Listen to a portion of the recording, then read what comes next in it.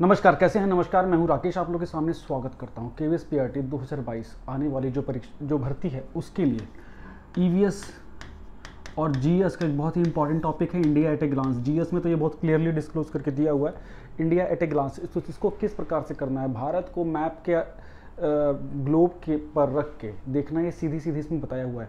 इस टॉपिक को पहली बात तो आप किस तरह से करेंगे, हर टॉपिक को आप खुद से भी करने की सोचा करिए कि किस तरह करना है। आपको मैप लेके बैठना है इंडिया का, इसमें इंडिया के इंपॉर्टेंट फैक्ट्स आपको पता होने चाहिए। और देखिए, इस तरीके से आपको पढ़ना पड़ेगा कि चीज़ें आप एनालिटिकली पकड़ सकें।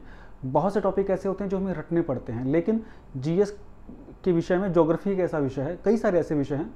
ज्योग्राफी एक ऐसा विषय है जो कि बिल्कुल टेक्निकल है, इसको आप तरीके से अगर पढ़ें तो हमेशा के लिए आपको याद हो ही जाएगा। ठीक है, तो बिल्कुल चिंता वाली बात नहीं है। और यहाँ से हम चीज़ों को लेकर शुरू करते हैं। भारत एक दृष्टि में या कि ग्लोब पे भारत किस प्रकार दिखता है और किस तरह से क्वेश्चन यहाँ से आ सकते हैं। सीधे सीधे क्वेश्चन बॉम्बार्डिंग होगी।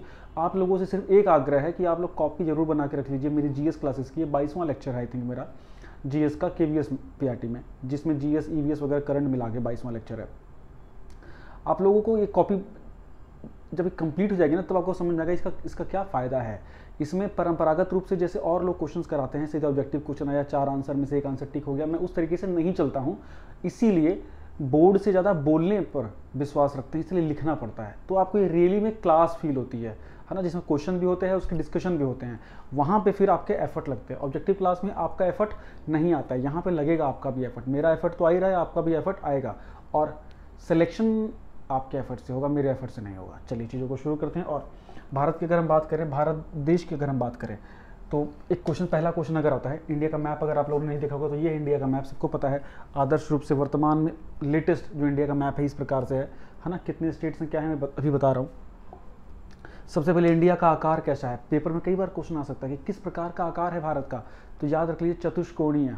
ठीक है, चतुष्कोणीय, टेट्राहेड्रल, बिल्कुल से याद रख लीजिएगा। चतुष्कोणीय भारत का आकार है। ठीक है जी।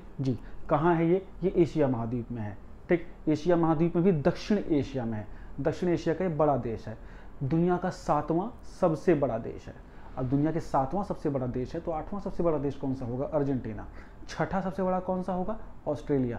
दुनिया का सबसे बड़ा देश कौन सा होगा? रूस। दूसरे नंबर पे कनाडा, तीसरे नंबर पे अमेरिका, चौथे पे चीन, 5वें पे ब्राज़ील और छठे पे ऑस्ट्रेलिया और 7वें पे इंडिया है। ठीक है, पूरे अगर भूमियों के हिसाब से बात करें तो इंडिया में जो लैंड है वो करीब, हम स्क्वायर किलोमीटर में अगर हम बात करें तो 32,87,263 32,87,263 स्क्वायर किलोमीटर का एरिया भारत का बनता है। और जो कि पूरी दुनिया में जो लैंड अवेलेबिलिटी है, पूरी दुनिया में जो स्थल है, उसका लगभग हम 2.4% हैं। कितना है सर? 2.4%। तो आपको ये भी ये भी ध्यान रखना होगा। पूरी दुनिया में जितना पूरी पृथ्वी है उसके 70% पे तो पानी है, 30% ही लैंड है। उसमें 2.5% जो है भारत का लगभग हिस्सा है। और उस 2.5% में जनसंख्या दुनिया की कितनी रहती है? दुनिया की जनसंख्या लगभग 7 से 7.5 अरब के बीच में। और भारत की अभी अनऑफिशियल जनसंख्या 140 करोड़। तो अगर हम सेंसस के हिसाब से भी बात करें तो भारत में दुनिया की 17.5% पॉपुलेशन, मतलब 2.5% ज़मीन पर दुनिया के 17% पॉपुलेशन रह रही है। इसीलिए हम लोग बहुत डेंस हैं। 382 लोग रहते हैं प्रति वर्ग किलोमीटर में। ठीक है, तो ये आपको इस तरीके से करिए। अब इतने ही मेरी चिल्लाने में इतने क्वेश्चंस आपके हो गए हैं, यही सब क्वेश्चन निकल के पेपरों में पूछ लिए जाते हैं। अब भारत के हम नक्शे की ओर चलें तो पहले बात कर लेते हैं भारत के नक्शे में वर्तमान परिस्थितियों में। बता दें कि भारत में है 28 राज्य।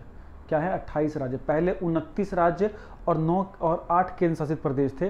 फिर जम्मू कश्मीर जो है पूरा जो राज्य था वो यूनियन टेरिटरी में कन्वर्ट हुआ 2 हिस्सों में, जम्मू कश्मीर और लद्दाख में, 5 अगस्त 2019 को। ठीक है, उसके बाद से भारत में एक राज्य रिड्यूस हुआ और 2 यूटीज बढ़ गए। तो भारत में स्टेट हो गए थे 28 राज्य और 9 यूनियन टेरिटरीज। उसके बाद दमन, दीव, दादरा नगर हवेली को मर्ज कर दिया गया और एक यूटी बना दिया गया। तो वर्तमान में भारत में 28 राज्य और 8 केंद्र शासित प्रदेश हैं। एकदम से इसको याद रख लीजिएगा। ठीक है, चलिए अब इसमें देखें तो अक्षांशीय और देशांतरीय चीज़ों को फटाफट पढ़ लेते हैं। हमारा जो अक्षांश है और देशांतर 8 डिग्री 4 मिनट से लेके और सॉरी ये ऊपर नीचे है, 8 डिग्री, यहाँ कन्याकुमारी पास 8 डिग्री 4 मिनट से लेकर 37 डिग्री 6 मिनट तक ये हमारा अक्षांशरीय गैप है, और ये देशांतरीय 68 से 97, आपको ये याद रखना होगा। ठीक है, अक्षांश रेखाएं तो लेटी हुई होती हैं, भारत पूरा उत्तरी गोलार्ध में ही है, तो 8 डिग्री से 37 डिग्री के बीच में भारत है। टोटल अक्षांशीय रेखाएं कितनी हैं? 179। आपको पता है ना, टोटल लैटिट्यूड हमारे अर्थ पे जो इमेजनरी लाइंस हैं वो कितनी हैं? लेटी हुई लाइन है अक्षांश रेखाएं 179। होना तो चाहिए तरीके से क्या है कि ये हमारा अर्थ है, तो ये बीच में भूमध्य रेखा होती है ना, जिसको 0 डिग्री लैटिट्यूड या 0 डिग्री अक्षांश बोलते हैं। इसके ऊपर भी 90, नीचे भी 90 होती हैं तरीके से। तो लेकिन जो बिल्कुल लास्ट वाली लाइनें होती हैं ना, वो लाइन ना होकर बिंदु होती हैं। तो जब कभी लाइन पूछें तो आपको 179 बतानी है। ठीक है, अक्षांशीय रेखाएं कितनी हैं? 179 हैं। चलिए अब इंडिया पे फोकस रखते हैं। तो ये हो गया भारत का, ये बिल्कुल पश्चिम का इलाका, ये बिल्कुल पूर्व का इलाका, और इनमें जो करीब करीब 2 घंटे का समय अंतराल पड़ता है। बिकॉज इसमें अगर आप देखेंगे तो 1 डिग्री आप देशांतर मूव करते हैं तो 4 मिनट का गैप पड़ता है। और यहाँ आप देख लीजिए लगभग 30 डिग्री का डिफरेंस है, 68 से 97 तक है, तो लगभग 120 मिनट का गैप पड़ता है गुजरात से लेकर अरुणाचल प्रदेश में। इसीलिए 2 घंटे का अगर देखा जाए तो गैप पड़े। अगर भारत अपना स्टैंडर्ड टाइम नहीं रखता है, भारत यहाँ से एक रेखा गुजरती है आपकी 82.5 के आसपास, 82.5 डिग्री के आसपास, जो कि इलाहाबाद और मिर्ज़ापुर से होते हुए गुजरती है। यहाँ पर जो समय होता है इसको पूरे भारत का समय मान लिया जाता है। मैं ये मान के चल रहा हूँ कि आपको सब कुछ आता होगा, इसीलिए तेज़ी से बढ़ रहा हूँ। आप लोग KVS की प्रिपरेशन कर रहे हैं, बड़े एग्जाम की प्रिपरेशन कर रहे हैं, इसलिए मैं ये मान के चल रहा हूँ कि आपको ये सब चीज़ें आती होंगी, इसलिए स्पीड अप करिए। ठीक, तो इस जगह के ही पे जो टाइम होता है उसको पूरे देश का टाइम मान लिया गया है। लेकिन जो सूर्य निकलने का समय काल होता है इसमें यहाँ बहुत डिफरेंस है।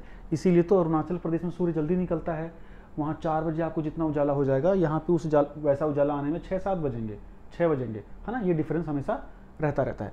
तो जितना हम पूर्व की ओर जाते हैं उतना समय काल आगे रहता है, जितना पीछे की ओर रहते हैं समय काल पीछे रहता है। इसीलिए जब कोई अमेरिका से इंडिया की ओर आता है तो वो उसका एक दिन लॉस्ट हो जाता है ना, एक दिन उसका कम हो जाता है।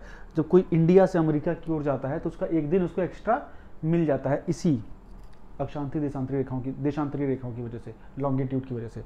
अच्छा, अब ये देख लेते हैं भारत की सीमा का डिस्टेंस में। हमारा बिल्कुल वेस्ट से ईस्ट, मतलब पश्चिम से पूर्व में बीच में कितने किलोमीटर की दूरी है? 2933 किलोमीटर। पूर्व और पश्चिम के बीच में कितना किलोमीटर है? 2933। उत्तर से दक्षिण के बीच में कितना किलोमीटर है? 3214। ये है, इस चीज़ को याद रखना बिल्कुल, ठीक है ना। ईस्ट से वेस्ट का डिस्टेंस कितना है? 2933। नॉर्थ से साउथ का डिस्टेंस कितना है? 3234। इसको बिल्कुल से आपको याद रखना है। अब इसमें एक और चीज़ देखते हैं फटाफट, कितने सारे क्वेश्चन ये लोग पूछ लेते हैं।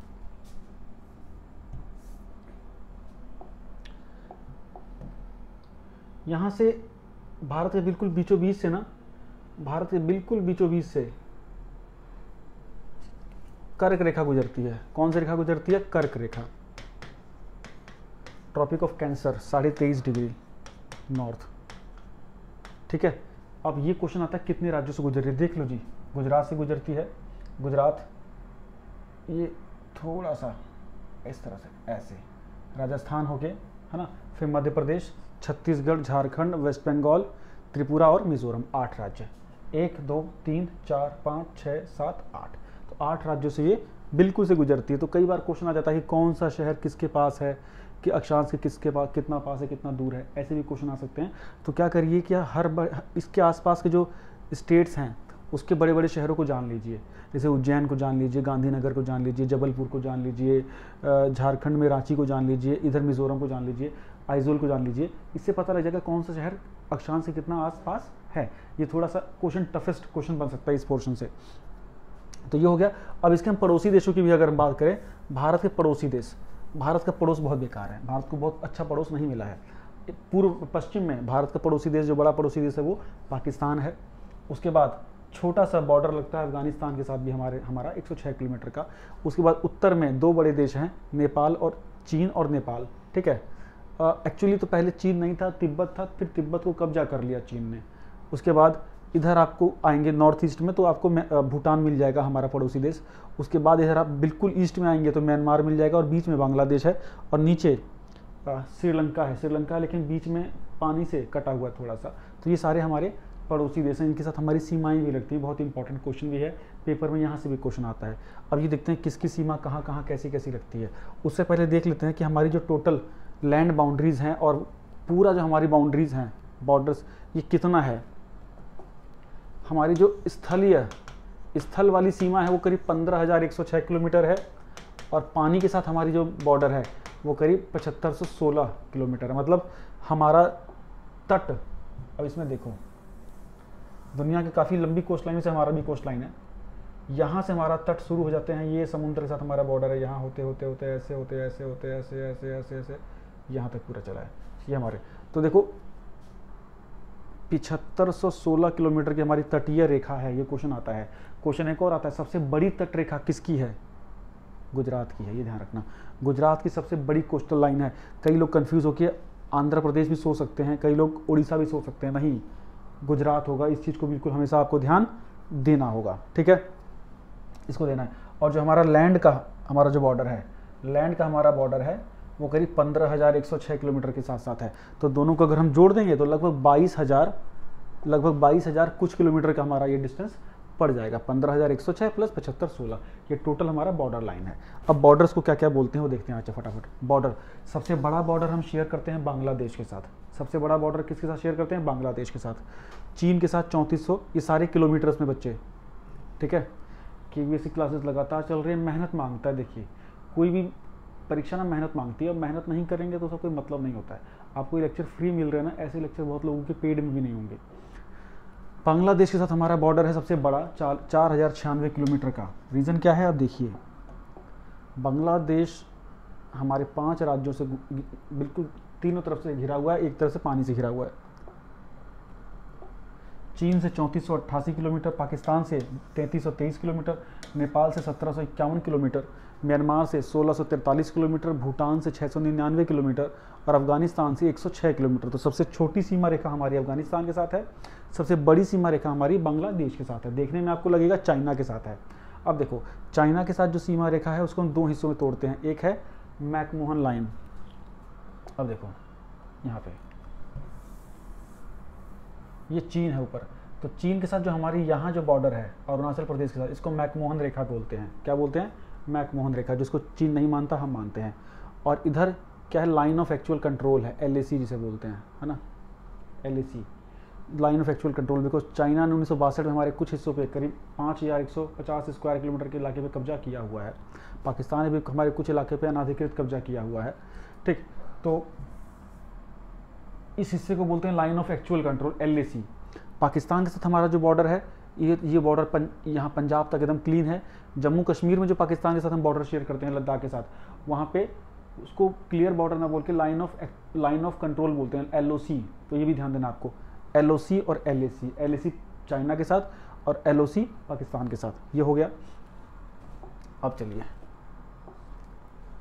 ये सारी डिस्टेंस क्लियर होनी चाहिए, बिल्कुल से क्लियर होना चाहिए आपका। भूटान, म्यांमार, सारा। अब चलते हैं, ये देख लीजिए, बांग्लादेश को कई लोग कंफ्यूज होते हैं। तो बांग्लादेश किस किस स्टेट से चिपका हुआ है? एक पश्चिम बंगाल से बहुत बड़ा बॉर्डर है इसका, बहुत ही बड़ा बॉर्डर, देखो कितना बड़ा बॉर्डर है। फिर इसके बाद मेघालय के साथ बॉर्डर है, असम के साथ बॉर्डर है, अगरतला त्रिपुरा के साथ बॉर्डर है, और मिजोरम के साथ बॉर्डर है। तो ये 5 बड़े स्टेट के साथ इसका बॉर्डर लगता है। बहुत सबसे ज़्यादा मतलब यही बांग्लादेश के साथ हमारे पड़ोसी देशों के, बांग्लादेश के साथ हमारे काफ़ी राज्यों के बॉर्डर लगे हुए हैं सबसे ज़्यादा, ये आपको ध्यान देना होगा। अब अगर देखूं चीन के साथ कौन कौन से हमारे राज्य या यूटीज लगे हुए हैं, एक तो लद्दाख लगा हुआ है चीन के साथ, हिमाचल प्रदेश, उत्तराखंड, सिक्किम और अरुणाचल प्रदेश, याद रखो। तो चीन के साथ भी हमारे 4 राज्य और 1 यूनियन टेरिटरी। पाकिस्तान के साथ लद्दाख, जम्मू कश्मीर, पंजाब, राजस्थान, गुजरात, ठीक है। नेपाल के साथ उत्तराखंड, उत्तर प्रदेश, बिहार, पश्चिम बंगाल और सिक्किम। म्यांमार के साथ बहुत इंपॉर्टेंट है अरुणाचल, नागालैंड, मिजोरम, मणिपुर, बिल्कुल किनारे में। भूटान के साथ सिक्किम, पश्चिम बंगाल, असम और अरुणाचल। अफगानिस्तान के साथ लद्दाख। लद्दाख इस तरीके से ब्रशअप करना है आपको। देखिए क्या मज़ा आएगा आपको। चीज़ें समझ में आ रही है तो मुझे ज़रूर बताइएगा। किसी प्रकार की समस्या अगर आपको आए तो मुझसे बात कर सकते हैं आप 7678668827। आप बात कर सकते हैं। टेलीग्राम ग्रुप में नहीं जुड़े तो जरूर जुड़ जाइए, फ़ायदा होगा आपको, ठीक है। और चीज़ों को बस रटते रहिए, कुचलते रहिए। अब देखिए कौन सा राज्य कितने कितने देशों से जुड़ा हुआ है। लद्दाख पाकिस्तान के साथ ही बॉर्डर बनाता है, अफगानिस्तान के साथ भी बॉर्डर बनाता है और चीन के साथ भी बनाता है। 3 देशों के साथ बॉर्डर है लद्दाख का। उत्तराखंड का चीन और नेपाल के साथ है। पश्चिम बंगाल का बांग्लादेश, भूटान और नेपाल के साथ है बॉर्डर। सिक्किम का नेपाल, चीन और भूटान के साथ है। असम का बांग्लादेश और भूटान के साथ है। अरुणाचल का चीन, म्यांमार, भूटान के साथ। मिजोरम का बांग्लादेश और म्यांमार के साथ। नागालैंड का म्यांमार के साथ। उसके बाद आपका मणिपुर का म्यांमार के साथ। एक है वो तो, ठीक है। कैसे ब्रशअप हुआ, मज़ा आया कि नहीं आया, ये था। इस तरीके से पढ़िए, झूठ में मत रहिए, दिखावे में मत रहिए, अपने को कोई गलत दिलासा मत दीजिए। सिर्फ पढ़िए और पढ़िए। पेपर क्यों नहीं क्लियर होगा? पेपर तो बाउंड है क्लियर होने के लिए। बस आपको उसकी इज्जत थोड़ी करनी पड़ेगी। इज्जत कैसे? पढ़ के। Thank you, bye bye.